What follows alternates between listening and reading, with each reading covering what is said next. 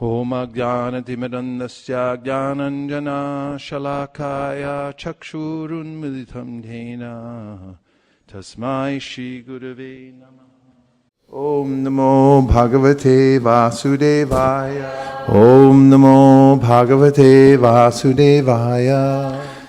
So today's topic is progress. How you know you're making progress in spiritual life. There are numerous places in the scripture where the devotees and also Krishna talk about what it's like to make progress, and there are signposts that give specific information about what progress means. So we're going to look at a few of them today because it's helpful to check in and see how we're doing, and also to be encouraged that if it's there in the scripture as a definition of progress, that means that one can attain it. Because there's nothing impractical or unrealistic about the scriptures themselves. They're talking about what can be achieved by anyone who follows the process sincerely. That's pretty encouraging, isn't it? So, one place in which Rupa Goswami talks about the means through which one makes progress is in the Nectar of Instruction. There are a lot of points that he makes that are easy to understand and simple to apply. Well, simple to apply, maybe not so easy sometimes. But in any case, they're clear in the Nectar of Instruction. And one of the points that Rupa Goswami makes in the Nectar of Instruction is that one should not perform devotional service in sadhana bhakti practice without making progress. One shouldn't just go through the motions without progressing. There's niyamagraha and niyamagraha, which he mentions as ways in which one can be deviated from one's progress. So niyamagraha means being overly adherent to the rules and regulations just for the sake of following them and not without making progress and without knowing why one's following them. And the other side of it is niyamagraha, which means to be lackadaisical about one's practice and think, Krishna's satisfied with a leaf, flower, fruit or water, and he says, swalpam apyasya dharmasya, if you just make a tiny little bit of advancement or effort, then he's satisfied. So that's just what I'll do. And, one thinks that one's entitled, because of various circumstances, to not follow the process very strictly. Oftentimes, the mind will tell us one thing, that I'm independent, I'm very advanced, therefore I don't have to have a solid morning program. And then one can then spend an entire morning just looking at some meaningless information, which is easy to be found nowadays, here, there, and everywhere. And the mind can just spin around in circles without taking the prescribed course in the morning time, which is to chant very vigorously, using the upper and lower lips and the tongue to enunciate the Maha Mantra, and to pray while one's chanting, very carefully perform the process. Now, one thing is that Nisha is sitting behind, and it's blocking the feng shui. You want to move over? I can't see you back there. So, in the beginning of devotional service, faith, Shraddha, is known to be faith in Scripture. That we have a very we have abiding faith that the Scripture is divine, and that by following it, I will have all success. And that is also the meaning of accepting Guru, Adau Guru Vashrayam. When Rupa Goswami says you should surrender to Guru, really what you're surrendering to is Scripture at the same time, because the Guru is representative of Krishna. Krishna is the origin of the Scriptures. The Guru is just a representative of Krishna and is situated in the Scripture, has firm faith in the Scripture, knows the Scripture, and lives the Scripture. And when we have that kind of association and guidance from somebody who's present with us, then you have to, any discipline, you have to have a coach who knows what he or she is doing. You just have to, if you want to excel and go to higher levels. So this is synonymous with the whole culture is based around coming closer to the Scripture and following it carefully. But there's a way in which between every paragraph there may be 100 million questions that one may have and may need guidance, will need guidance about how to apply that in one's life. Just like there's a lot of law books available, but if you just go through and try to study them, you may not present a very good case if you have to go to court. You need guidance when you go in there. Somebody who's studied them in context through law school, has had a lot of practice trials and so forth, and then can guide you through. So, Shraddha Vishwas Kore, Suridhar Nishchay Krishna Bhakti Koile Sarva Karma Krita Hoy.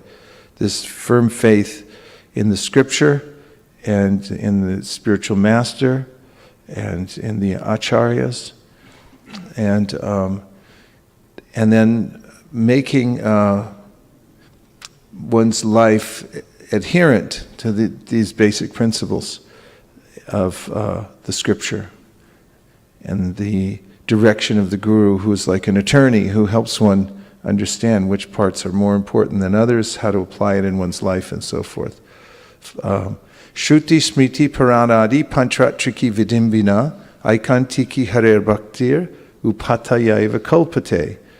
The Shastra says that a devotional service that is performed without reference to the Scripture is a disturbance to society. And Krishna says, Ye Shastra Vinimutsrija Vartate Kamakarata Nasa Siddhim Avapnoti Nasukam Na Param Gatim. That if you don't follow Scripture, then you won't attain the goal. You also won't be happy either. Live a life of speculation. And the Vedas are vast. The Shastras, there are a lot of different scriptures. Just like if you go to a pharmacy, there's a lot of medicines. You know, pick one off the shelf. You have to know, you have to have a prescription for what you're doing and take it. So by doing that, then one will make progress. Niyamagraha, balancing one's life around the principles of Guru, Sadhu, and Shastra, and not giving up the principles, and not overemphasizing certain principles just for the sake of doing it, but doing it so that one makes progress. So in the Bhagavad Gita, in the second chapter, Arjuna wants to know what are some of the symptoms of somebody who is becoming fixed in consciousness. And this is there are a few verses in this second chapter that it's good for us to hear so we can understand what the standard of advancement is. Now we're looking at verse number 254 in the Gita. And Arjuna asked this question. Arjuna uvacha stita pragnasya ka bhasha samadhistasya keshava stitadi kim prabhasheta kimasita vrajeta kim. Arjuna uvacha stita pragnasya ka bhasha samadhistasya keshava stitati kim prabhasheta Kimasita vrajeta kim. Arjuna vacha. Arjuna said, Stita pragnasya, of one who is situated in fixed Krishna consciousness. Ka, what? Bhasha, language. Samadhi stasya, of one situated in trance. Keshava, O Krishna, stitati, one fixed in Krishna consciousness. Kim, what? Prabhasheta, speaks. Kim, how? Asita, does remain still. Vrajeta, walks. Kim, how? Arjuna said, O Krishna, what are the symptoms of one whose consciousness is thus merged in transcendence? How does he speak and what is his language? How does he sit and how does he walk? Let's say it all together. Arjuna said, O Krishna, what are the symptoms of one whose consciousness is thus merged in transcendence? How does he speak and what is his language? How does he sit and how does he walk? Srila Prabhupada's purport. As there are symptoms for each and every man in terms of his particular situation, similarly, one who is Krishna conscious has his particular nature, talking, walking, thinking, feeling, etc.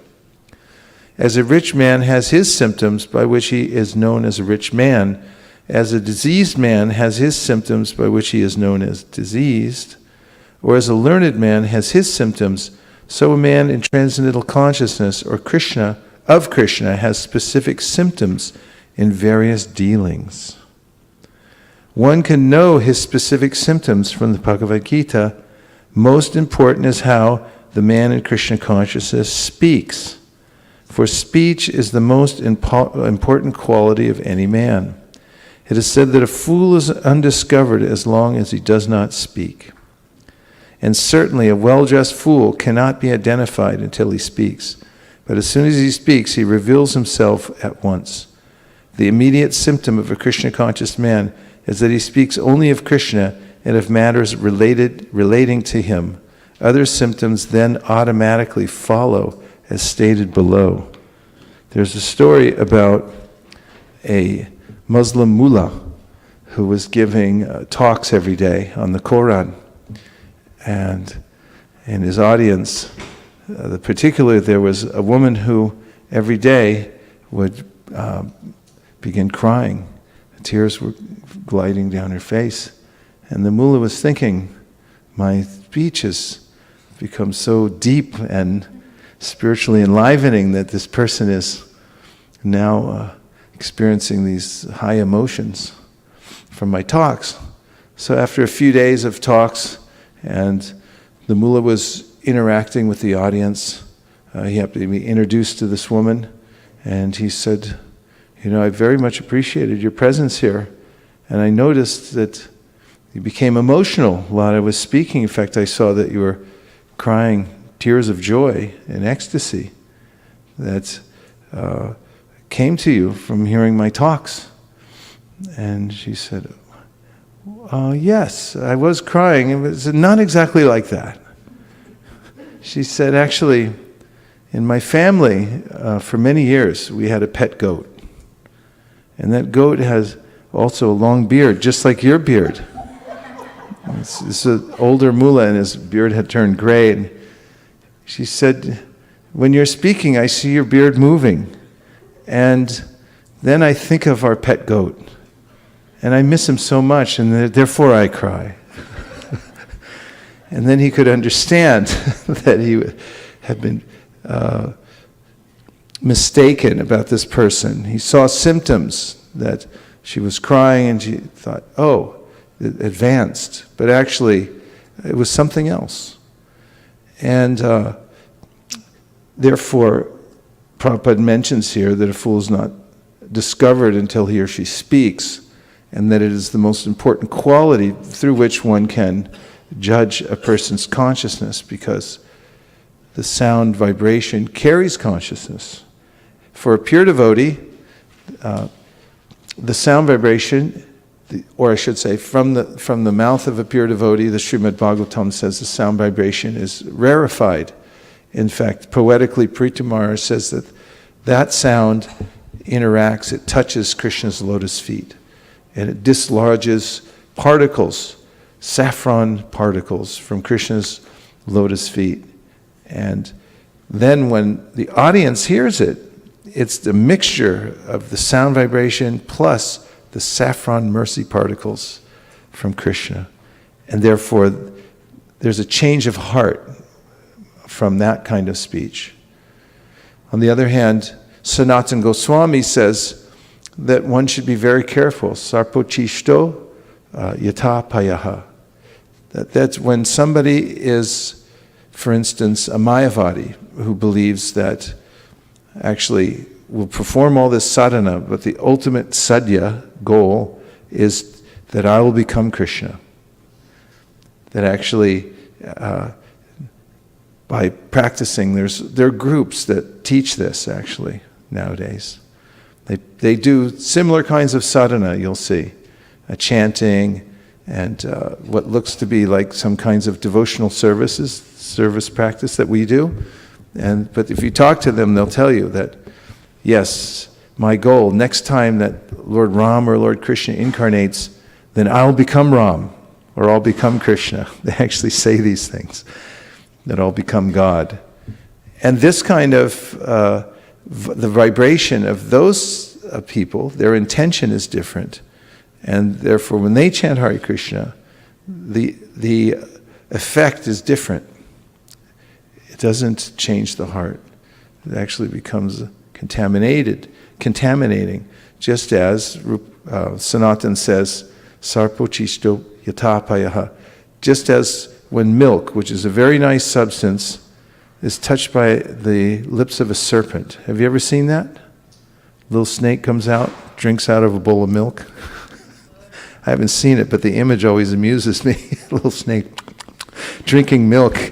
But then if someone comes along and picks that milk up and drinks it, they're in for a big surprise. Because just a little drop of venom. I got stung by a bee the other day. And I was surprised. It's like, wow, such a tiny little stinger. And my whole arm swelled up. And I was thinking, with a snake, he's got more he can pump out of there. But in any case, the example is there. And the vibration is something that we tune into when we're listening to people. How do they speak? Are they unnecessarily talkative? In fact, psychologists, my father was a psychologist. I used to go look at his office.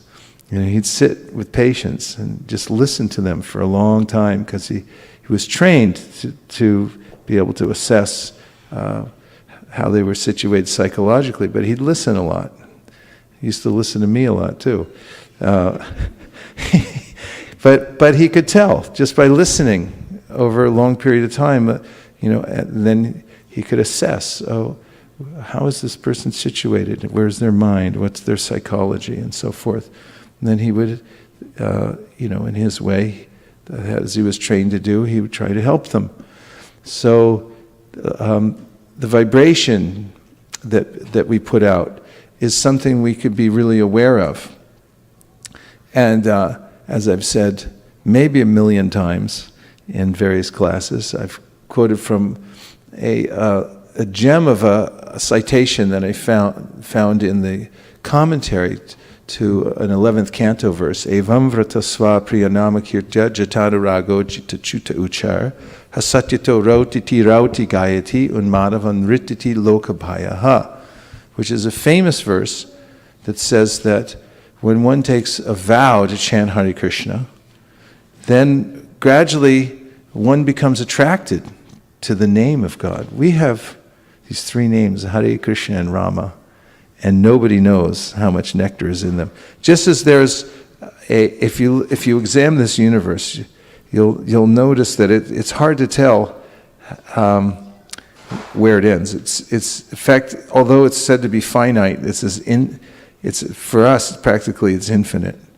How large are some of the planets in this universe? And it's beyond our scope. But the holy name, these names, Hare Krishna and Rama, those who are advancing in devotional service have a sense that they can't imagine how much nectar is within these names, and how much power and grace and mercy are within the three names, Hare Krishna and Rama. You could say Hare Krishna Rama. And so the verse says, Evam vratav sva priya nama kirtya. It becomes priya. The name starts to become dear to a person who's chanting the name with a vrat, with a vow. Part of that vow is that I'll do it all the time. I'll chant at least regularly every day with attention, and then I'll organize my life so that I don't make offenses. And that's the evam vrata, swa priya nama kirtya. Then the name becomes particularly dear to one, and one becomes practically obsessed with it.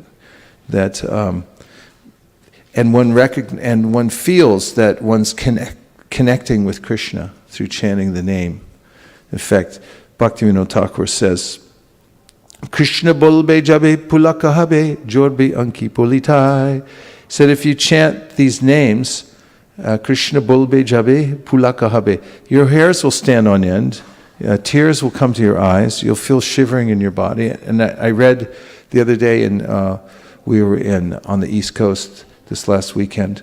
We had a japa seminar, and I read a section from Bhaktivinoda Thakur's Sharanagati in which he talked about by chanting the names Hare Krishna Rama and the Hare Krishna Mahamantra, he experienced symptoms of devastation. His entire body became soaked with perspiration. He turned pale. Symptoms of devastation from chanting. There's no estimating how deep these names are, how deep our chanting can become. So, evam vrata sva priyanama kirtya jatana rago druta chitta, which means the heart begins to melt. This is a symptom of advancement in devotional service, mentioned also by Sri Chaitanya Mahaprabhu when he is explaining to Rupa Goswami the process of advancement in devotional service. When one comes to a very advanced stage, the heart is touched by a ray of the internal energy of Krishna, and the heart begins to melt. Druta chitta. Everyone say druta chitta. The heart becomes melted. And there's a way in which that then one begins to experience spiritual emotion within the heart. Genuine spiritual emotion, bhava. And as one experiences this spiritual emotion, he or she acts in a certain way.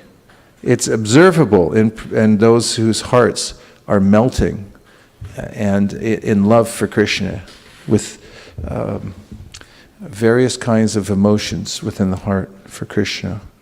They act in ways that are observably consistent.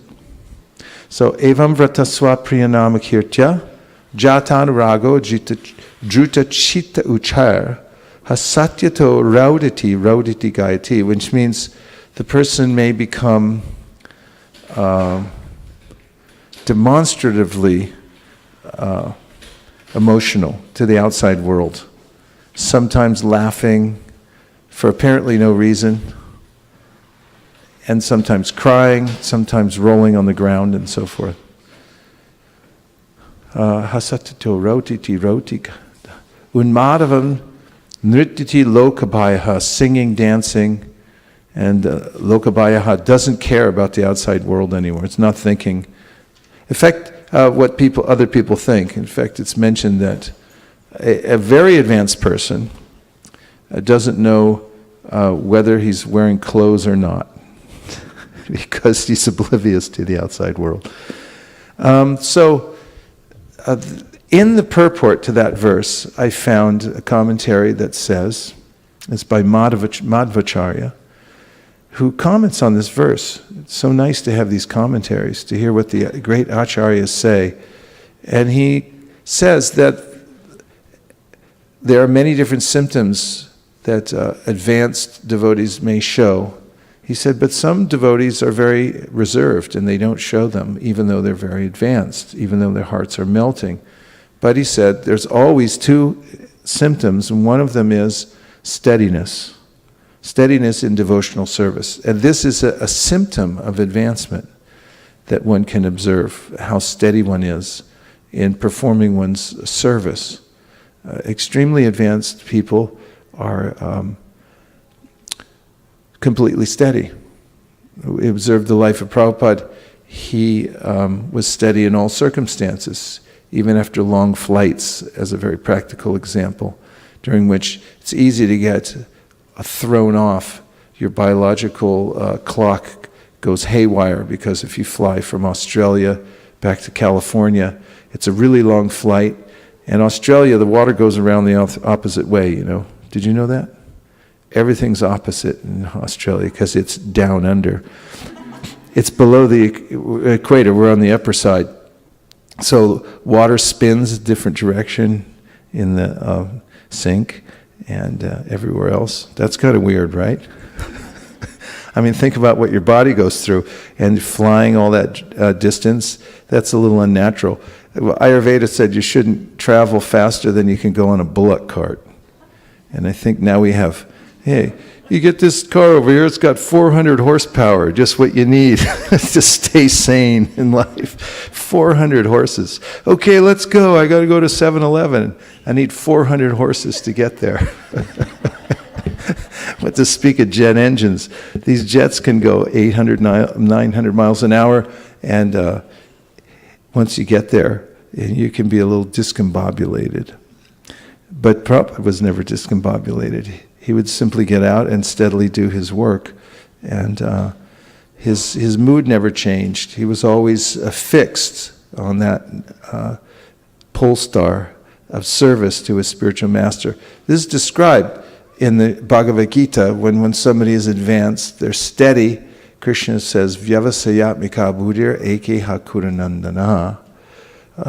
That this symptom of steadiness is there for those who are advanced. They're clear about what the goal is, and they really believe in it.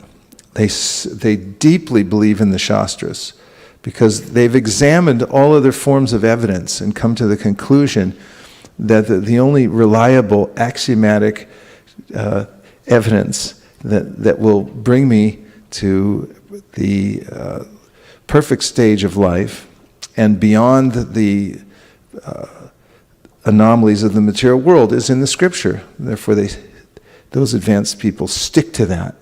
Prabhupada stuck to it no matter what. And so do other advanced people. So that's one symptom Madhvacharya gives. And the other symptom has to do with speech, just as Prabhupada's mentioning in this purport. He says that a person who's advanced in devotional service is mukya prasada, which means that the words that come from their mouth are merciful to all living entities. Are you finding it there? Is that Ramananda in the booth? Oh, very good. You're looking at the purport there? Why don't you go? Is that from Evam Vrata Swapri Namakirta? Okay, just scroll down a little bit. And we'll be right there. Keep going. Keep going. Keep going. Keep going. A little slower. Keep going. There you go. Some devotees of the Lord exhibit external symptoms, acting like madmen. Others are introspective devotees, and still others partake of both natures. It is by one's steadfastness and by the merciful vibrations emanating from one's mouth that one's devotion can be judged, not otherwise. Interesting, too. That's the way it can be judged and not otherwise. Sometimes people say, well, you have to find somebody who's seeing Krishna at every minute, and good luck verifying that. But this is something you can verify. That's why it's mentioned if you're going to take a guru, you should live with the guru for a year and see, how does that guru speak? And is the guru steady? And, examine carefully. Otherwise, you won't be able to judge whether that person is actually seeing Krishna or not. But this is verifiable. And it's also verifiable in ourselves as well. We can see for ourselves how steady we are in our practice of devotional service, in our service in general. And then what's the speech? What comes out of our mouth? What is our urge to speak? And do we have the power to pull back and not say certain things when it's not necessary? I've been analyzing that a lot. It saves a lot of time not to say extra things. Because there's a lot of extra things the tongue wants to say for no reason. I noticed that because we got in a cab, just came back yesterday and got to the airport, came in a cab back to the house, and cab driver's there. He said a few things.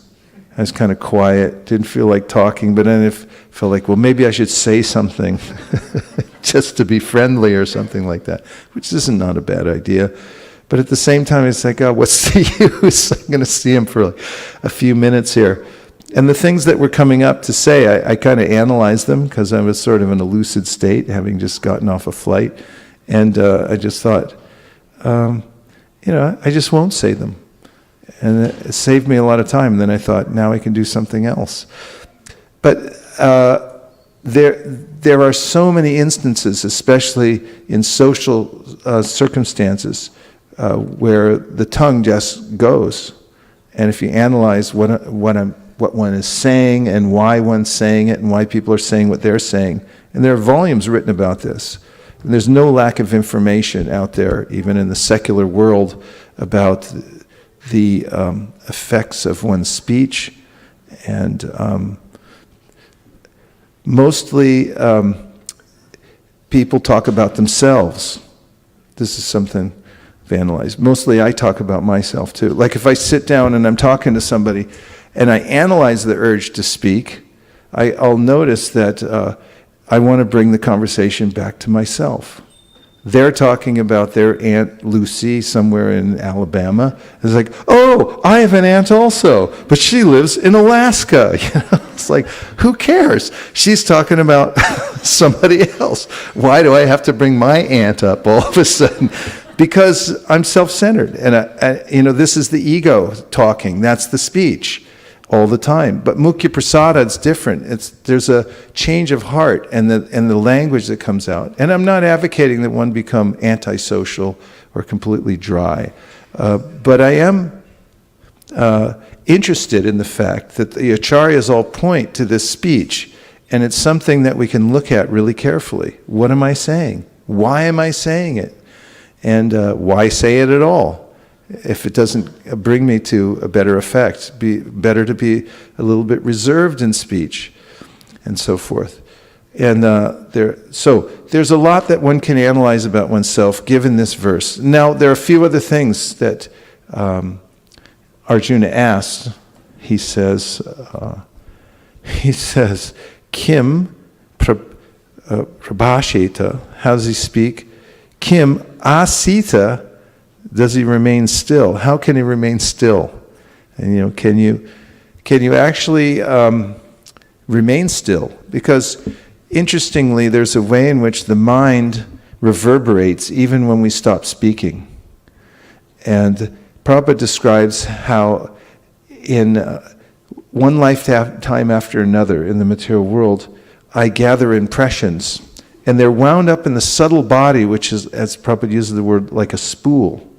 All these impressions are in a spool. So sometimes people advocate this kind of meditation where you sit down and do nothing and simply stare at a wall. In fact, somebody told me recently that they'd been advised to do that.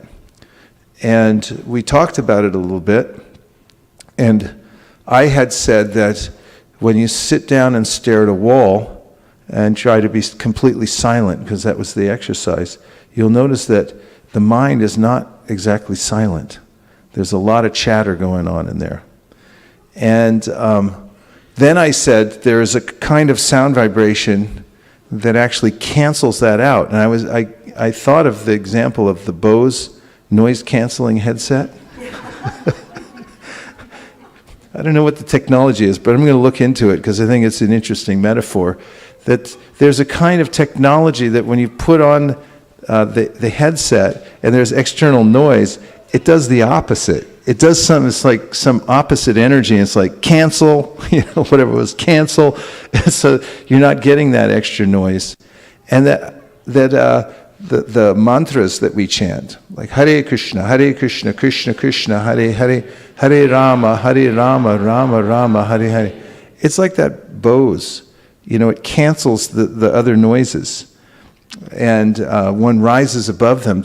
And I was saying that's real silence. To speak spiritual sound vibration, to make spiritual sound vibration, it actually cancels out the lower vibrations.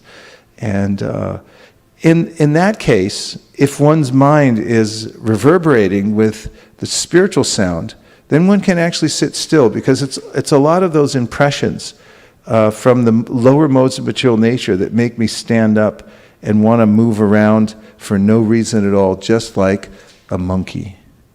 Monkeys just move around for no apparent reason. Kids do it too sometimes. Like young kids, we were around some young kids recently, and one mother was saying, as the child was squirming from here to there, and in 1 second crying, and the next second laughing, and I mean, it's like really interesting to watch. And she was saying, now I understand why they say the monkey mind, and like that.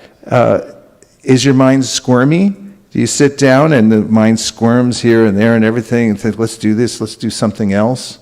But Arjuna is asking, how does that person sit? Can you sit even for a minute? Can you actually concentrate your mind on the spiritual sound? Or are you subject to the sounds that you've imbibed over many, many lifetimes that are wound up in the spool, that are coming out in your mind, going around and around and around, that make you get up and do all kinds of crazy stuff for no reason? Are you subject to that? So one of the symptoms of a person who's advancing in devotional service is he or she can concentrate on spiritual sound and move in the direction that he or she wants without being pushed by these other thoughts and desires that are wound up in the mind. Kimasita and Vrajeta. How does that person walk? And in the Bhagavatam, Prabhupada in one purport writes about how, and it's interesting to think about the internal senses, and we have external senses. They're working senses and knowledge-gathering senses, correct? And the legs are actually senses. Sometimes I may not think of the legs as senses or the arms, but they're a kind of senses. They're working senses, the arms and the legs. And the legs are directed by what's in our mind and heart. And they walk in certain ways. So Prabhupada writes about how one can attain the perfection of life by using the legs to walk. Where would you walk to? Well, you all did it today. You walked in here, right? You walked into a temple. Where else? Go out and do service, do book distribution. You can walk to the holy places. You can walk around Govardhan every day if you want. Some people do it 2 times a day, sometimes 3 times a day. And you're basically walking around in a circle, but it's a holy place. And it's a kind of worship of Krishna to walk around in these holy places. So it's called Padasevanam, worshiping Krishna. And so how do you use your legs? How do you walk? How do you sit? And observe one's life. What am I doing and why am I doing it? So here's what Krishna answers in the next verse, which is 255 in the Gita. Shri Bhagavan Uvacha Prajahati Yada Kaman Sarvan Partha Manogatan Atmanyevatmana Tushta Stita Pragnas Tadochite Shri Bhagavan Uvacha The Supreme Personality of Godhead said, Prajahati gives up. Yada, when. Kaman, desires for sense gratification. Sarvan, of all varieties. How many varieties are there, by the way?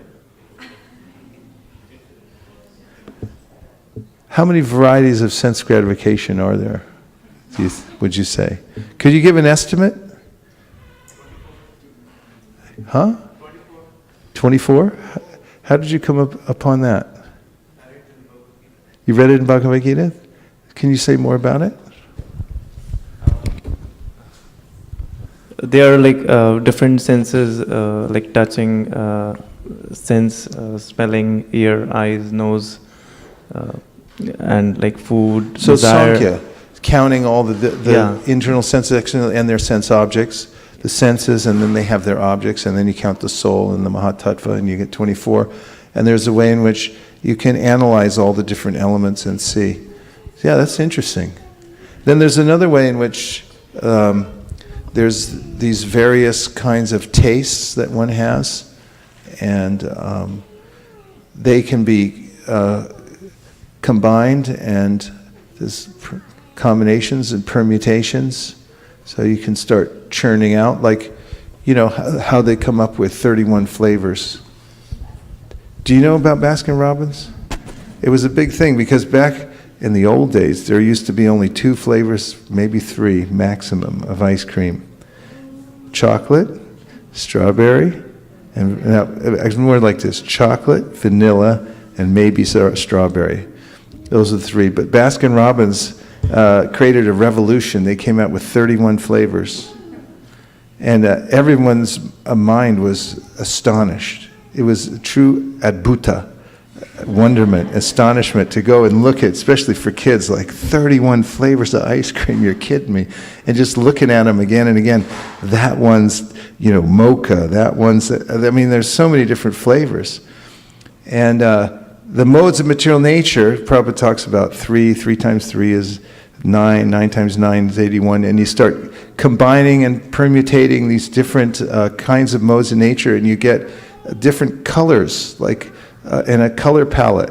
And there's all these different varieties in the material world. I mean, the reason we have 8,400,000 species of life is because that there are different tastes that one develops. As Krishna says in the Gita, Shotram chakshu sparshanam cha rasanam grahanam evacha adhishtayam manasachayam vishayan upasevate. They want to taste all these different kinds of things. So material nature, asau gunamayir bhavir bhuta sukshmendriyatmabi swad nirmiteshu nirvishto bhunkte bhuteshu tad gunan. Bhagavatam says Krishna facilitates them. He enters within the heart, and he gives empowers the living entity to try to taste all these things. And sometimes you want to taste what birds eat. Birds eat all kinds of seeds and bugs and everything like that. And other times hippopotami. Is that the plural of a hippopotamus? Or do you say hippopotamuses? Better look that up. It could be serious. But they eat whole animals. They're the most dangerous animal in Africa, you know. Did you know that? More people die from hippopotamus attacks than any other animal. Not tigers or leopards or anything like. They are fast. They run after you, and they have these huge jaws, and they'll just snap a whole animal in half and just chomp them right down. The hippopotami. But they got a certain body because they desired it. It's combinations, permutations of sense gratification. So what is it? Did you look it up? So now I forgot what I was saying. What track was I on? Yeah, varieties of sense gratification. I said, how many varieties are there? And there's practically unlimited varieties. But interestingly, Prahlad Maharaj says that for a person who's analyzed it carefully and seeing that there's different categories of enjoyment, all the kinds of combinations and permutations of sense gratification you get in the material world are the same. Same. because it's all the same kind of energy. And he puts it like this: punak punas charvita charvananam. He said it's chewing that which has already been chewed. You already tried it, but then it looks common. Let's make a different combination and make it like this. And it's like, oh yeah, now it's like that. And you try it again. But it's the same interaction of the senses with their objects, and in the same different ways. Poets often comment on this in their poetry. Actually, songwriters, a line from one of George Harrison's songs where he said, "It's all been done and more." Whatever you're trying for now, so if I could just get that and then combine it with that and put that with this, and then it's all been done. It's already been done and more. So you won't get anything from it. So different varieties of sense gratification that I can endeavor for. And an intelligent person, that's where he was, right in the middle of the word for word. Prajahati, gives up, yada, when, kaman, desires for sense gratification, sarvan, of all varieties. So isn't that interesting? Yada, there's a point at which one actually gives up all varieties of sense gratification. How many varieties? All of them. Because it's all the same category. You don't see it as like, oh, there's opportunity here, something different over there. That's all the same. It's all the same in this, the same mixture of the modes of material nature, same energy. Therefore, I'm categorically uninterested in that kind of energy anymore. I only interact with it as far as I need to, in order to maintain myself for service. But the rest of it, no longer interested in. This is a sign of advancement. Prajahati yada kaman sarvan parta manogatan. And this is really helpful, because here he says, next in the word for word, parta osanaprita managatan, of mental concoction. So now he's telling where the enjoyment comes from. And I mentioned the verse a few seconds ago. Asau gunamayir bhavir bhuta sukshmendriyatmabi. It's sukshma. It's very subtle, the kind of enjoyment that I'm trying to get here. And it requires a concoction within the mind that I'm actually enjoying it. Because if you step outside the mind a little bit and analyze what the enjoyment is, you can actually talk yourself out of it and see that it's a concoction. For instance, a story I heard about how a man gets on a train, and there's people getting on and off and on and off. And so he sees a beautiful young woman get on the train also. And then, the crowd pushes in, so she's kind of close proximity, as sometimes happens on trains. Everyone's kind of pushed together, so he's kind of near. And then, he gets attached to her all of a sudden. He starts thinking, boy, maybe we might get married or something. Or, who knows? One thing leads to another. People have these dreams, fantasies in their head. So suddenly they go into a tunnel, and the lights go out. And the train's jostling, and he feels that someone's actually touching up against his arm, and he imagines, oh, it's that woman, and I think she's really close to me now, and we're definitely going to get married.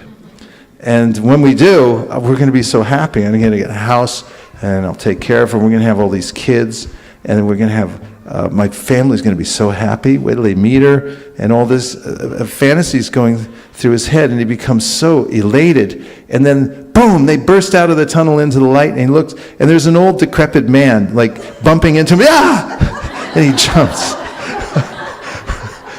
And the woman got off somewhere else, and he's thinking, this is feeling this contact, and this is what I'm feeling in the material world. All these tastes and smells and things that I think I'm actually enjoying them. It's a concoction within the mind. There's a whole virtual reality setup, this kind of you put on your helmet and you have all these wires. Even your teeth are wired so you can enjoy the material world. Every tooth you have has all these little wires that go into them. It's like, okay, this one wires here and it connects up here. It's really complicated. I don't think even the engineers here could figure out. It takes somebody specializes in teeth, and it takes them their whole lifetime to figure out how it all works. And if you go and ask them, how come it hurts? They go, I don't know. We'll just have to take out the nerve. We can't figure it out anymore. With the speak of brain surgery, it's a really complicated virtual reality machine. And this is what Krishna's talking about in this verse. Prajahati yada kaman sarvan parta manogatan. There's this factory, virtual reality machine going on in the brain, and it is concocting all these ideas for sense gratification. So, when a person gives these up, Krishna's saying, then you're fixed in consciousness. Then you're advanced.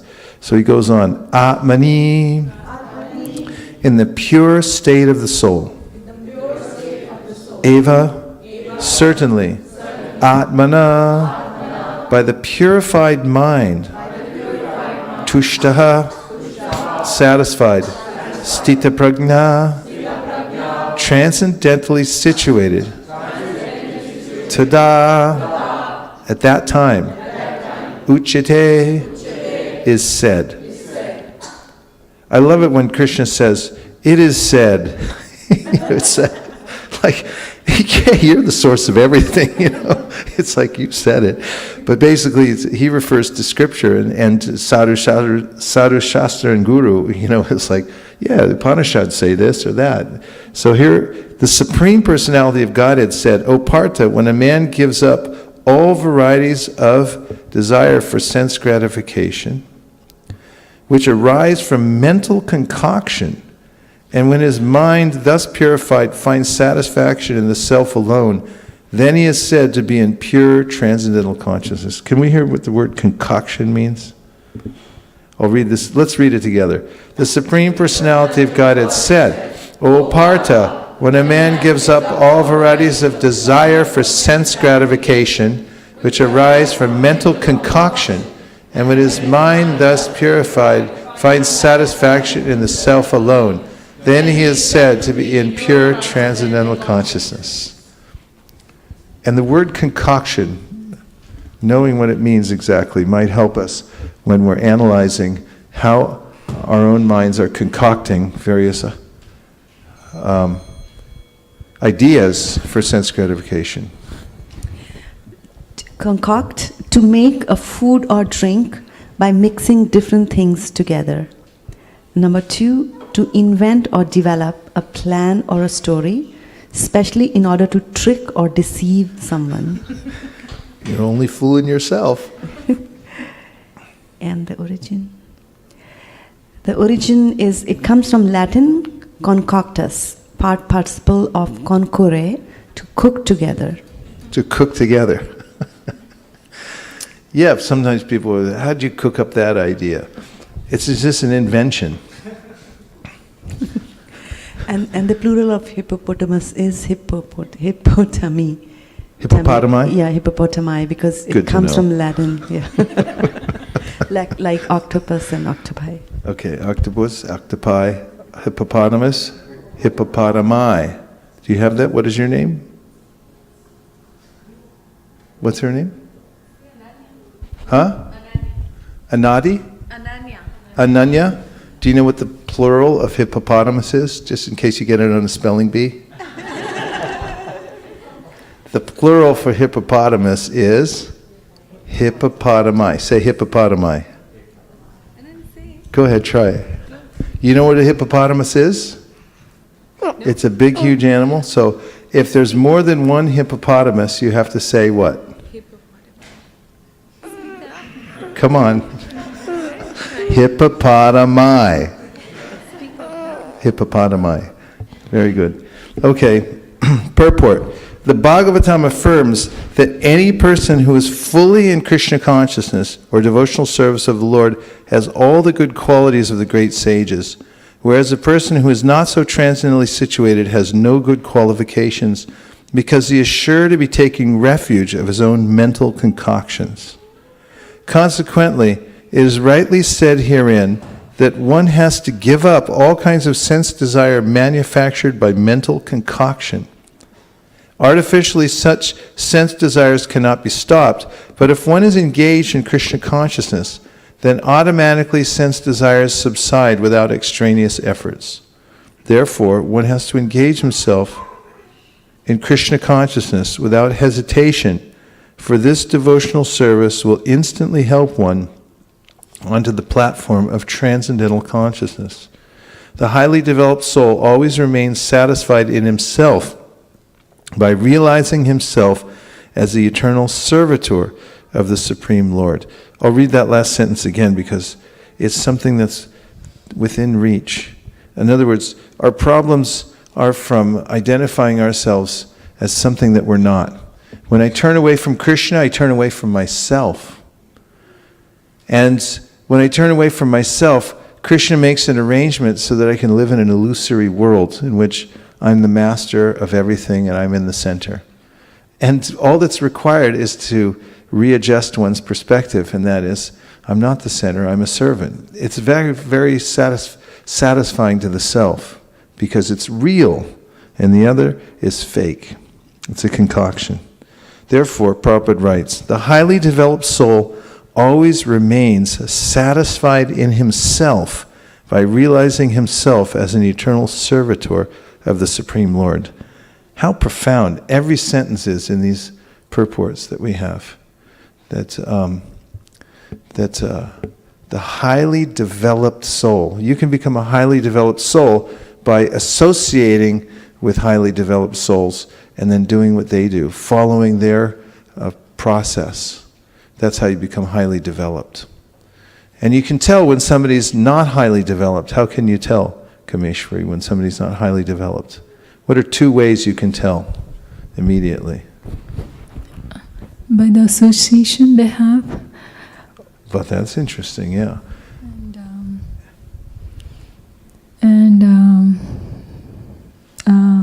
There are so many ways, but we can say by their realizations, what they speak. By what they speak, yeah. What they speak, and what were you going to say, dear Raj?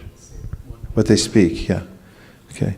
Highly developed souls, the highly developed soul always remains satisfied in himself by realizing himself as the eternal servant of the Lord. And that's how you remain satisfied in yourself. Such a transcendentally situated person has no sense desire resulting from petty materialism. Rather, he remains always happy in his natural position of eternally serving the Supreme Lord. So to the degree that that one experiences this, that is a kind of aversion to petty materialism. And one may even observe that these desires for petty materialism are going on within one's mind. It's not that they stop immediately, but one no longer identifies with them. One sees them for what they are. They're simply irrelevant. To my goal in life, they relate to something else that's not me. And they're a reaction due to my previous association. Purusha prakriti stohi bhunkte prakriti jan gunan karanam gunasangosya sarasadyoni janmasu. Because of my previous association, I have these petty material desires, and they can be reversed or purified by association with sadhus. If you associate with sadhus whose goal in life is higher, then one can overcome the petty material desires and be fixed in spiritual ambition. What's a verse that says that, by the way? By association with great souls, one can refine oneself. Go ahead, let's hear it. 552.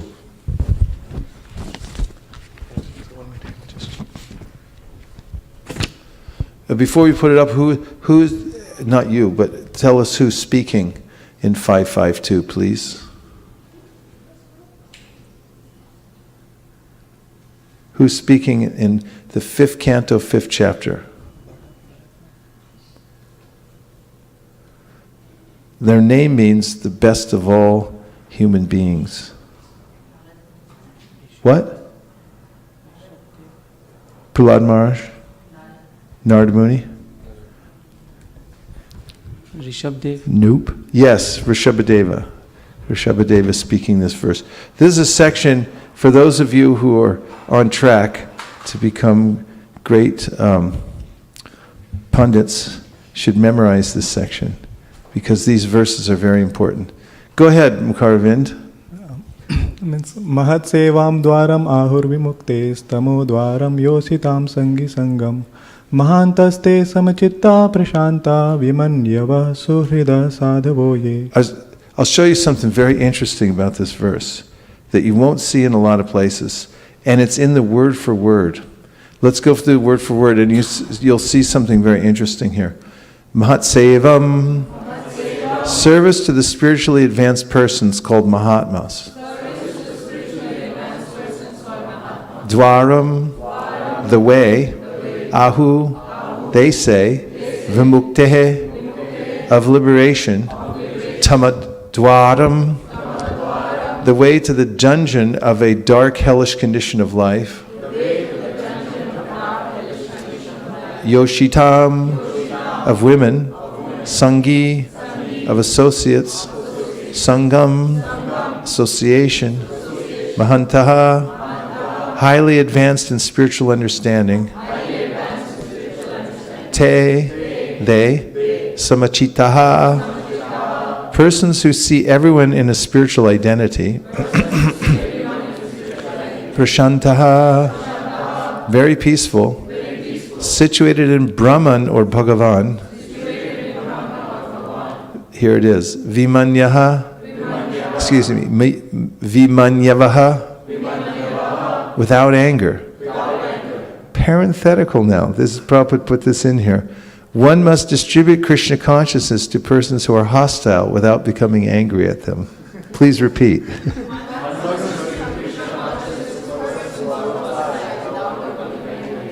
So Prabhupada, throughout his writings, he will give his purports for guidance and personal realizations. This is the power of associating with Prabhupada's books. Suridaha, well-wishers of everyone.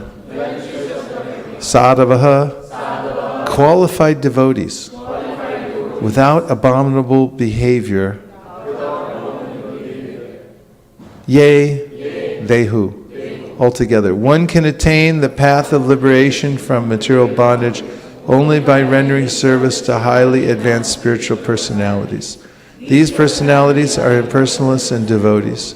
Whether one wants to merge into the Lord's existence or wants to associate with the personality of Godhead, one should render service to the Mahatmas. For those who are not interested in such activities, who associate with people fond of women and sex, the path to hell is wide open. The Mahatmas are equipoise. They do not see any difference between one living entity and another. They are very peaceful and are fully engaged in devotional service. They are devoid of anger, and they work for the benefit of everyone. They do not behave in any abominable way. Such people are known as Mahatmas. So now, before I go to the next book, for more evidence about advancing, how one can see one's progress, how one can verify one's progress, we'll take a few reflections, some things that you heard that stuck in your mind. And Shraddha's ready to go. You have another verse. Okay, go ahead. So this is from Nectar Instruction, which talks about the 6 things that help you advance in devotional service. Utsahan, Nishchayat, Dhairyat, Tat Karma Pravartanat, Sangatyaga Satovritti, Shadvidhi Bhakti Prasidati. So it talks about Tat Karma Pravartanat, following in the footsteps of advanced people. And I was, up to your second question, I was thinking that Utsahan, so those people who are very enthusiastic, they are so unhappy, they are advanced in devotional service. That's one of the symptoms there. Yeah. Enthusiasm. There's a verse in the Shastra that says enthusiasm is auspicious wherever you find it.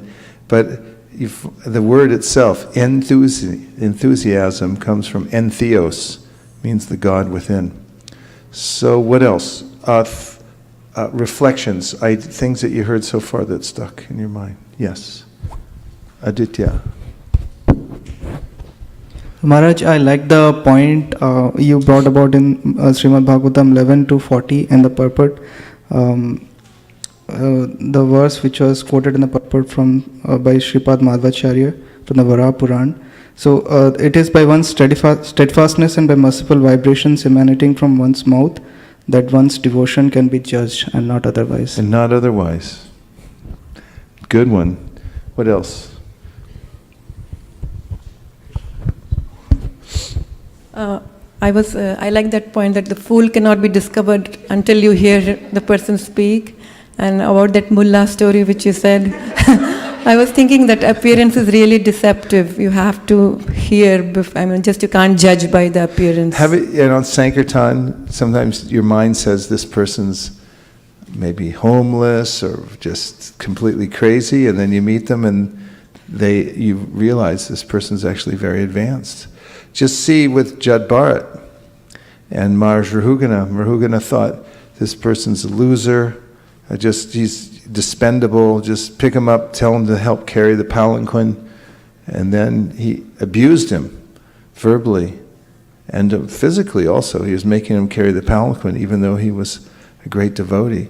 And after berating him and hearing the response from Jad Bharat, who was saying, you're saying all these things about me, you think you're saying about me, but I'm not my body, so it doesn't really affect me at all. And then the king realized, oh, this is somebody very special. And we see this a lot when we go out and mix it up with the public. You can be misled by the mind that says this person's good, this person's bad, and then you can start to be reserved in deciding who they are and how advanced they are until you hear them speak and so forth. Thank you very much. Tiraj. One immediate symptom of a person advanced in Krishna consciousness is that he always speaks about Krishna and of matters related to him. That's right, it was in the purport. So that it's natural for somebody who has love for somebody to speak about that person. And when there's a sense of love and for Krishna, then one naturally wants to talk about Krishna. And even before that, when there's a sense of faith in the Shastra, and when we get direction from the Shastra, from the Guru, from the sadhus about how to conduct ourselves, how to speak, you'll notice that devotees who are practicing devotional service will restrain their speech. Even though they may not have a full taste for speaking about certain things, they will speak about them anyway, because they know by doing so they get purified. Yes?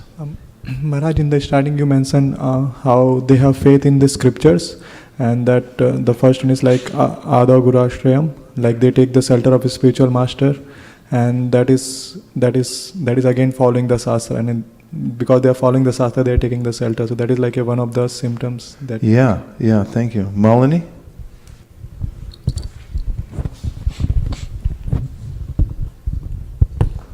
I also had the same point as Mukharvinda Prabhu said, but apart from that, you also mentioned that whatever is written in the scripture is achievable, which means it must be true. So that was very encouraging to following the Shastras, it will be achievable. Yeah, it's a very satisfying life also, because when one realizes that the Shastras are our friend, they're there for us, and that they're at arm's distance away. You can just take them at any time and be close to them.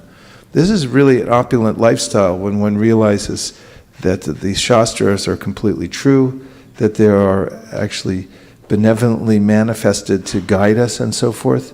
And then the direction that they give us is so profound and profuse that what more opulent life could one have, except for absorbing oneself in the Shastra every day, especially the Bhagavatam and the Bhagavad Gita. They have direct contact with Krishna and the topmost devotees of Krishna every single day. How could you be misled? The only way possible is that if I don't take advantage of it, and then the mental concoctions grow again, and I get tricked into thinking that the mirage is real, then I can be diverted. But one who takes shelter of the scriptures and has faith in the scriptures will never be misled. Yes, Nisha. I thought the point about, in the previous verse about the petty materialism was really interesting, because from my own experiences, I've learned that the sense gratification from like materialistic things it's very transient, it's extremely fleeting, it doesn't last. And so I feel like gratification from something that is eternal, such as devotion to the Lord, is something that someone can depend upon rather than something that lasts just temporarily and not permanently. Nicely put. Very nicely put. Since you brought that up, Shraddha's looking up the word petty, just so we can get the full effect of what petty materialism is. Tell us, please, what does petty mean? It means having little or no importance or significance, having secondary rank or importance, marked by or reflective of narrow interests and sympathies. Not very good. And the origin is Middle English. It comes from petit, which means small or minor. And it's actually an alteration of the word petite, the French word petite. Just see. From petite. Small time. Not very important. Thank you very much. That was nice. Yes. So Maharaj, I was remembering that when we were in Mayapur a couple of years ago, Mukharvind and I used to walk with you sometimes back from the temple to the Vaishnava Academy, and you used to have those verse cards memorizing the shlokas. And one of the shlokas was, and I think it's a beautiful shloka from Chaitanya Charitamrita Antalila 1.99, which the Tunde Tandavi verse, which is kind of along the same lines of what, because Prabhupada says in Nectar of Instruction that you should be chanting 24/7 because that's the right speech. And then this particular verse, glorifies Krishna's name and says, I don't know how much nectar is there in these two syllables, Krish and Na, that when I want to speak it, I want millions of tongues, and when I hear it, I want billions of ears, and then when it dances on my tongue, on the courtyard of my heart, then all my senses get controlled. So like that, Prajahati Yakaman. Which is a good way to judge how one's japa is going. Because if one can get this particular kind of feeling that I don't want to stop, in fact, I wish I could lean into it more, I wish I had more ears to hear this and so forth, then one's chanting in a fairly good state of consciousness. And as we were speaking about japa when we were on the East Coast this weekend, I mentioned how just one good japa session could change your whole life. In fact, it's amazing how one good anything in devotional service can change your life. There's a there's a shortcut, which is to be very focused and sincere and take full advantage of what we have. Okay, so I want to move on to this short account that Narada Muni gives of how he became advanced and what some of the symptoms were. And this is in the first canto, 5th chapter, starting with verse 23, where he says, Aham buratita bhave bhavan bune dasyastu kasyashtana veda vadinam nirupito balaka eva yoginam shushushane pravrashi nirvivikshatam. O Muni, in the last millennium, I was born as the son of a certain maidservant engaged in the service of brahmanas who were following the principles of Vedanta. When they were living together, When they were living together during the 4 months of the rainy season, I was engaged in their service.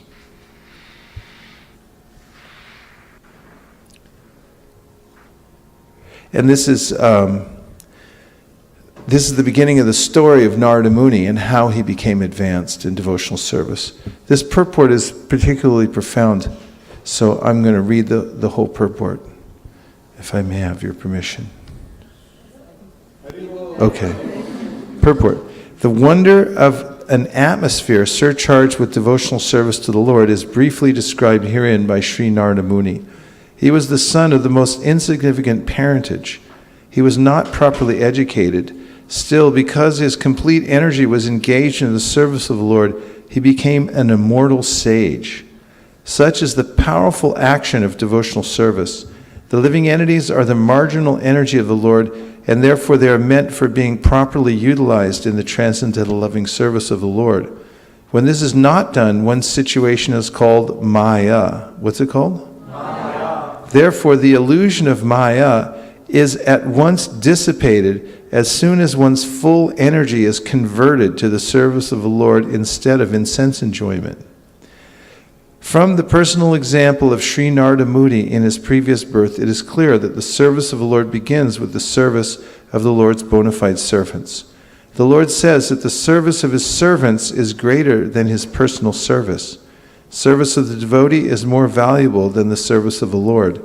One should therefore choose a bona fide servant of the Lord, constantly engaged in his service. Accept such a spiritual master as the spiritual master. Accept such a servant as the spiritual master and engage himself in the spiritual master's service. Such a spiritual master is the transparent medium by which to visualize the Lord, who is beyond the conception of the material senses. By service of the bona fide spiritual master, the Lord consents to reveal himself in proportion to the service rendered. Utilization of the human energy in the service of the Lord is the progressive path of salvation. The whole cosmic creation becomes at once identical with the Lord as soon as service in relation with the Lord is rendered under the guidance of a bona fide spiritual master. The expert spiritual master knows the art of utilizing everything to glorify the Lord, and therefore under his guidance the whole world can be turned into the spiritual abode by the divine grace of the Lord's servant. Text 24. Although they were impartial by nature, those followers of the Vedanta blessed me with their causeless mercy. As far as I was concerned, I was self-controlled and had no attachment for sports, even though I was a boy. In addition, I was not naughty, and I did not speak more than required. 25. Once only by their permission I took the remnants of their food, and by so doing all my sins were at once eradicated. Thus being engaged, I became purified in heart, and at that time the very nature of the transcendentalist became attractive to me. This is a symptom of advancement when the transcendentalists become attractive to us. And this happens after one gains sufficient stock of sukriti. Means that wandering throughout the universe, I may come in contact with a devotee of the Lord somehow. And even unknowingly, by coming in contact, rendering some service, I accumulate some what is called bhakti unmukhi sukriti. It's spiritually based sukriti. And it gives one some adhikari. And what is the adhikari? That one develops faith in sadhus. Starts to think association with sadhus is important. The scriptures are important, and so forth. And this is a symptom of one who's advancing in devotional service, who has reverence for and appreciation for devotees, and thinks, well, devotees are nice. I should be with devotees. I should associate with them. Sukeshwari? Prabhuji, in this translation it says, once by their permission I took the remnants of the food. I have a question. I'm sorry. We have a reason why we are laughing, Prabhu. Sorry about that. Because I always steal everybody's ma. So I want to know that is there a repercussion or should you, because I don't think devotees would permit eating No, you their can ma. steal. It's okay. No, it's given in the Sri Chaitanya Charitamrita Antya Leela. When Kalidas, his goal was to take the remnants of every Vaishnava in Bengal. And so he would go, and for one day he went to see Jadu Thakur, who was a great Vaishnava, and his wife. And he visited their house and he brought him mangoes, beautiful mangoes. And he said, you please, I have a request. You please put your lotus feet on my head. And they said, what are you talking about? You're an advanced devotee. We're nothing. We can't. And he said, you take these mangoes, please, but you give me the remnants after you've eaten them. And they said, no, we cannot do that either. They're very humble. And so Kalidas went out and hid in the bushes. Jadu Thakur offered those mangoes to the Lord, then his mind, and then he ate the mangoes, and there was just skin and the seed of the mango left over. His wife wrapped them up. The little wrapper went and threw them in the ditch outside where they throw all their leaf plates and everything. Perfectly ecological back then. And then Kalidas came out of hiding. And he took those seeds and skins and he began sucking them and eating them. And he did that everywhere he went. And Sri Chaitanya Mahaprabhu was so pleased with him that one day he had forbidden anyone to take the water that washed his feet. So Mahaprabhu, every day when he would go to the Jagannath Mandir, he would wash his lotus feet in front of the temple. That place is still there. And so he was standing there and breaking the regulation that Mahaprabhu had imposed. He held out his hand and he took that water that was just coming off Mahaprabhu's lotus feet and he drank once, twice, 3 times. And Mahaprabhu said, enough! But Kaviraj Goswami writes that he had allowed him that because he was so satisfied with his faith in the Vaishnavas. And then Kaviraj Goswami goes on to say there are 3 very powerful substances by which one advances in devotional service. That is the remnants of the devotees' food, the dust from their lotus feet, and the water which washes their feet. So stealing is okay. Thank you. Once only, by their permission, I took the remnants of their food, and by so doing all my sins were at once eradicated. Thus being engaged, I became purified in heart, and at that time the very nature of the transcendentalist became attracted to me. Prabhupada writes in the first line of the purport, pure devotion is as much infectious, in a good sense, as infectious diseases. So you can catch that. Then he writes, and he says, O Vyasadeva, in that association by the mercy of those great Vedantas, I could hear and describe the attractive activities of Lord Krishna. I could hear them describe the attractive activities of Lord Krishna. And thus, listening attentively, my taste for hearing of the personality of God increased at every step. So that's another symptom that we should watch for, is that I develop a taste for hearing of the personality of Godhead. And it's palpable. There's a way in which hearing about Krishna and then afterwards thinking about Krishna after hearing about him and being eager to hear more. This is a symptom of advancement. O great sage, as soon as I got a taste of the personality of Godhead, my attention to hear about the Lord was unflinching.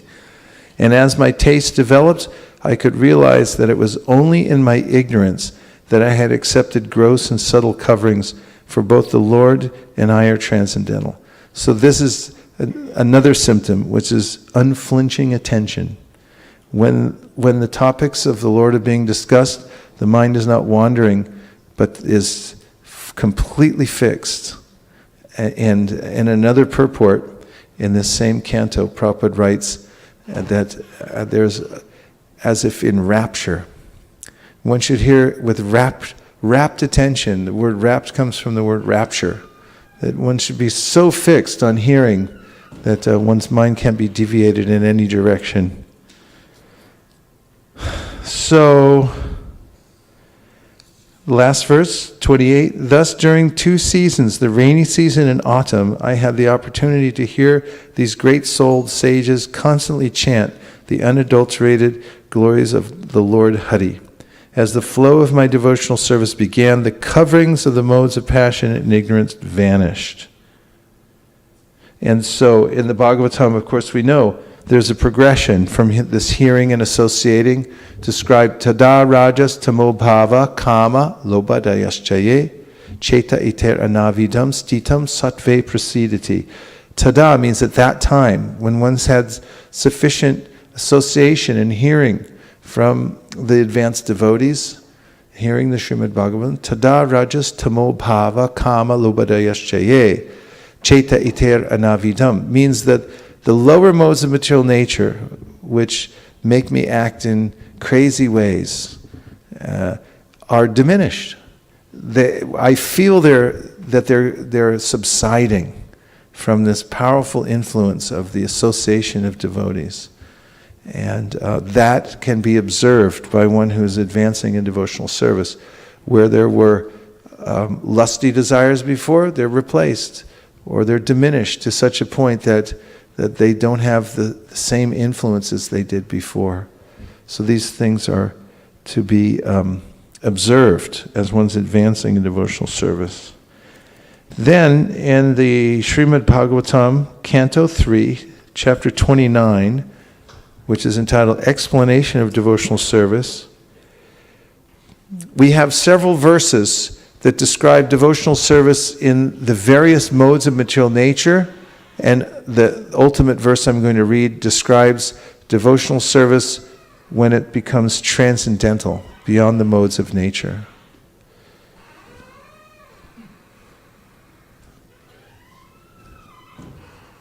Interesting sound. You know, today I went around and sprayed all my hinges around my house with WD-40. It acts instantaneously. What was squeaky before immediately is silent. I know there's a metaphor in there somewhere. Okay, this is 329.8.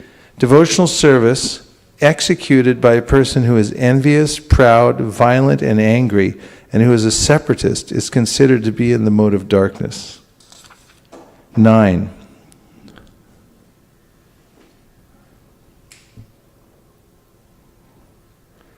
Interesting, though, in the purport, I've noted this from before.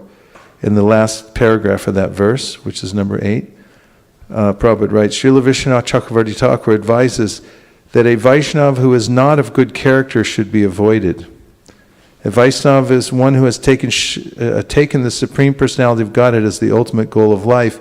But if one is not pure and still has motives, then he is not a Vaishnava of the first order of good character. One may offer his respects to such a Vaishnava because he has accepted the Supreme Lord as the ultimate goal of life, but one should not keep company with a Vaishnava who is in the mode of ignorance. Respect, but don't associate. 9. The worship of deities in the temple by a separatist with a motive for material enjoyment, fame, and opulence is devotion in the mode of passion. Next verse. When a devotee worships the Supreme Personality of Godhead and offers the results of his activities in order to free himself from the inebrities of fruitive activities, his devotion is in the mode of goodness. And here's the verse, 11 and 12. All say, please repeat. Madguna shruti matrena Mai sarva guhashaye Manogatir avichinna Yata gangam basom budao Lakshanam bhakti yogasya Nirgunasya hudaritam Ahaituki avyavahita Ya bhakti purushottame. Translation. This is an important verse. You should memorize this verse. The manifestation of unadulterated devotional service is exhibited when one's mind is at once attracted to hearing the transcendental name and qualities of the Supreme Personality of Godhead who is residing in everyone's heart. Just as the water of the Ganges flows naturally down toward the ocean, such devotional ecstasy, uninterrupted by any material condition, flows toward the Supreme Lord. So, we can analyze the previous verses and see that there's a way in which I may be performing devotional service that is affected still by the modes of material nature. And then we can see the symptom of devotional service that's no longer affected by the three modes of material nature. And what is the characteristic of that, would you say, after hearing the verse? What is mainly being said here? Go ahead, Malini. When one's mind is attracted to the hearing. Yes. This is a sign of one's advancement in devotional service. To the degree that one wants to hear about the Supreme Personality of Godhead, to that degree, exactly to that degree, one is advanced in devotional service. Can you say anything more about the verse? The symptoms, characteristics of advanced devotional service, which is no longer fettered by the lower modes of nature. I was also thinking about the similar lines about the verse that we learned last the Sunday before you left, how the sound vibration coming from Srimad Bhagavatam, actually it resides on the heart of a devotee, and then cleanses of all the unwanted things in the heart. And so once you're attracted to hearing the messages of the scriptures about the Supreme Personality of Godhead, then you can actually be advancing in spiritual life. And I was also reading the sections of where Narada Muni is, after the pastime of Dhruva Maharaj is completed, Narada Muni went and told the pastimes to the Prachetas about Dhruva Maharaj. And in that section also Srila Prabhupada was explaining how that not just hearing about Krishna directly, but hearing about the devotees of Krishna is also equally important. So the importance of hearing, I was just thinking that. Yes. And in this verse, several things are said. One is that it is uninterrupted. Go back to the word for word, please.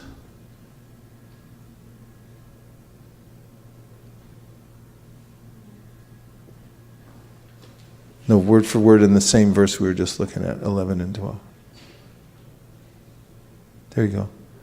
Put to the word for word. There it is. So, mat guna shruti matrena mai sarvaguha shaye manakati avichina. Interesting too. Now, we heard earlier about manogatam, the mind goes off in concocted ways because of its spinning out, because of hearing material sound. But now because of hearing spiritual sound, managati, same thing, same words are used, but avichina, continuous. It continuously goes in that direction towards the sound vibration. And how? Just like the Ganges, can't be stopped. And then lakshanam says, here's the manifestation, here's the quality of this devotional service. Bhakti yogasya nirgunasya, when it's unadulterated. Udharitam, here it is, ahaituki, causeless. Avyavahita, and not separated. It means it doesn't stop at any time. Causeless and not stopped at any time. So the symptoms are mentioned there. And finally, I want to bring into evidence from the Sri Chaitanya Charitamrita. This is a Madhya Lila. And in the Madhya Lila, I'm on chapter number 23. And Sri Chaitanya Mahaprabhu is teaching Sanatana Goswami. And let's look at verse number 17. Madhya 23:17. And so here he says, if one actually has the seed of transcendental emotion in his heart, the symptoms will be visible in his activities. That is the verdict of all revealed scriptures. Jahar hridaya e bhavankura hoy, tahate eteka chinna sarva shastra koi. All the shastras are saying that you'll be able to see this in the activities of a person who's advancing. So now, here are the symptoms. This verse is also worth memorizing. I'll say, please repeat. Shantir avyartakalatvam viraktiramana shunyata. Are we on the verse? No. Next verse, 18.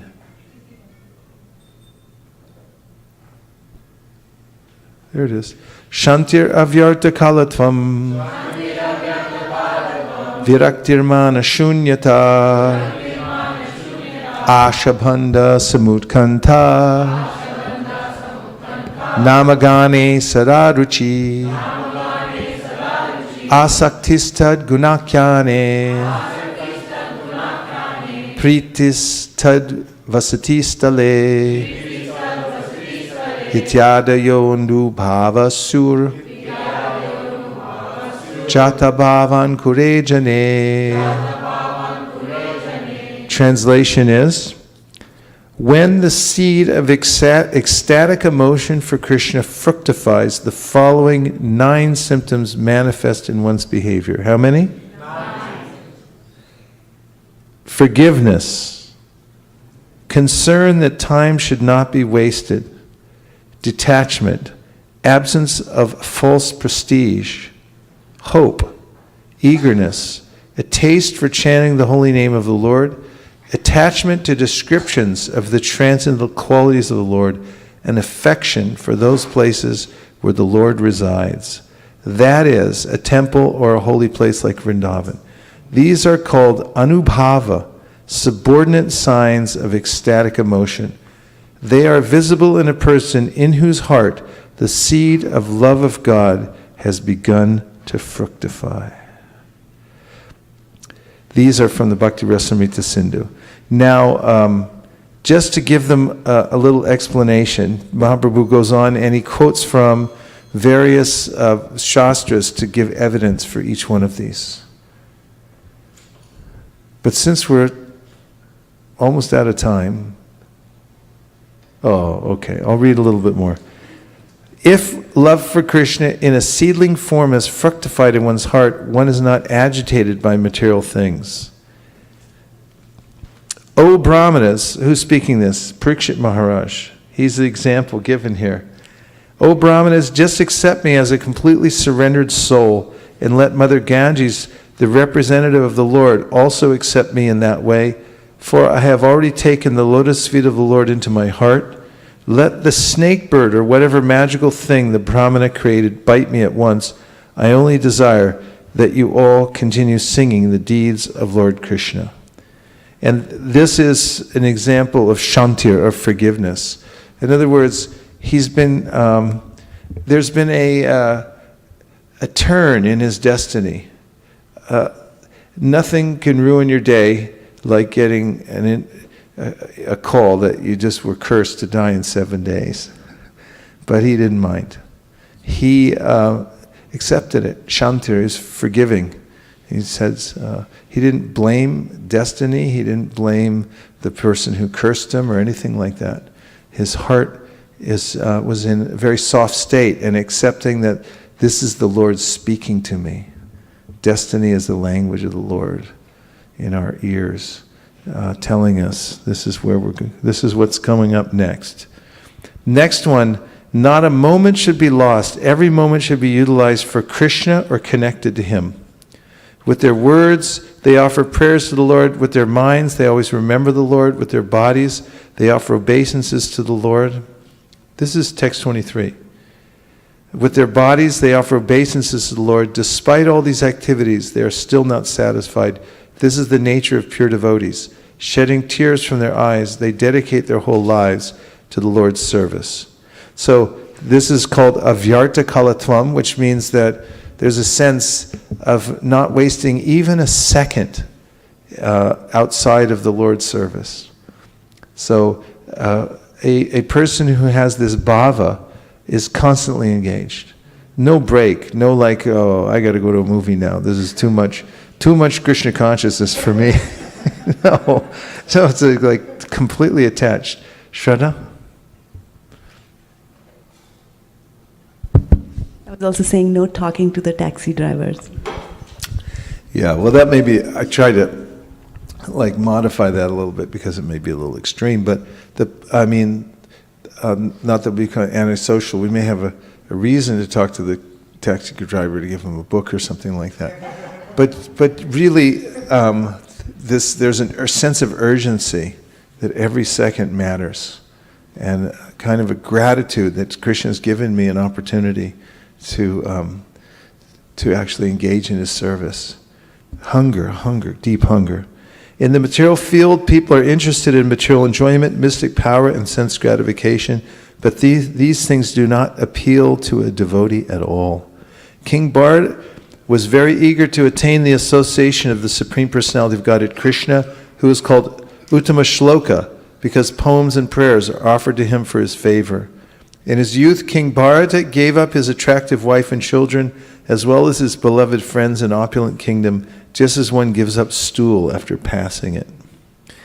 Although a pure devotee's standard is above all, he still considers himself to be in the lowest stage of life. So we heard Shantir Avyarta Kalatvam, Virakti. That was the description of Maharaj Bharat, the supporting verse, that he was a great king, he was young, he had the most beautiful wife, he had complete power. And normally people in that situation, they'll hold on to it until it's wrested out of their hands at death. Mrityu sarva haraschaham. But a devotee is not attached. It's tuchavat, it's insignificant for the devotee, tasting something higher. Okay, then the next one. Although a devotee's pure devotee standards above all, he still considers himself to be in the lowest stage of life. Mana shunyata means free from man. Man means this false prestige that I think I'm the man. That's what man means. I'm the man. And manya shunyata means purified of this mentality and thinks I'm the lowest all. Even though that person is becoming more and more qualified. Bharat Maharaj always carried affection for the Lord within his heart. Although Bharat Maharaj was the crown jewel of kings, he was still wandering about and begging alms in the city of his enemies. He was even offering respects to Chandalas, low-class men who eat dogs. So, Viraktir Mana Shunyata, and then the next one, Ashabandha. A fully surrendered devotee always hopes that Lord Krishna will be kind to him. This hope is very firm in him. In a prayer, "O my Lord, I do not have any love for you, nor am I qualified for discharging devotional service by chanting and hearing, nor do I possess the mystic power of a Vaishnav, knowledge or pious activities, nor do I belong to a very high caste family. On the whole, I do not possess anything. Still, O beloved of the gopis, because you bestow your mercy on the most fallen, I have an unbroken hope. That is constantly in my heart. That hope is always giving me pain." So that's Ashabandha. Then, Samudkanta, eagerness. This eagerness is chiefly characterized by an ardent desire to associate with the Lord. Prayer from the Krishna Karnamrita. "O Krishna, O flute player, the sweetness of your early age is wonderful within these three worlds. You know my unsteadiness and I know yours. No one else knows about this. I want to see your beautiful, attractive face somewhere in a solitary place, but how can this be accomplished?" And then it goes on to describe Namagani Sadaruchi, always has a taste for chanting the holy name of the Lord constantly. And then Krishna Gunakyane Hay Sarvada Asakti. The person is eager to hear about the transcendental qualities of the Lord, interested in every single detail. There's no detail too small. The devotee wants to hear everything. Just like someone's in love with someone else, every little thing they can find out about, they did what? They put it where? What? There's that kind of eagerness. And then the devotee, in ecstatic motion, always resided in a place where Krishna's pastimes were performed, very much attached to the holy Dham. And then he writes, these are the symptoms of a person who has developed attraction, bhava, for Krishna. And then he's about to go on and explain what the symptoms are of someone who has prema. So those are the preliminary symptoms, these 9 symptoms. Shantir avyarta kalatvam, viraktir mana shunyata, ashabandha.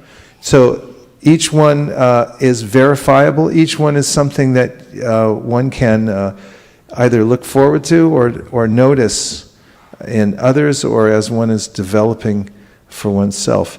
So these signposts are there throughout the Shastras to give us a clear understanding of how to advance and what to look for while we're advancing, so we can understand the symptoms.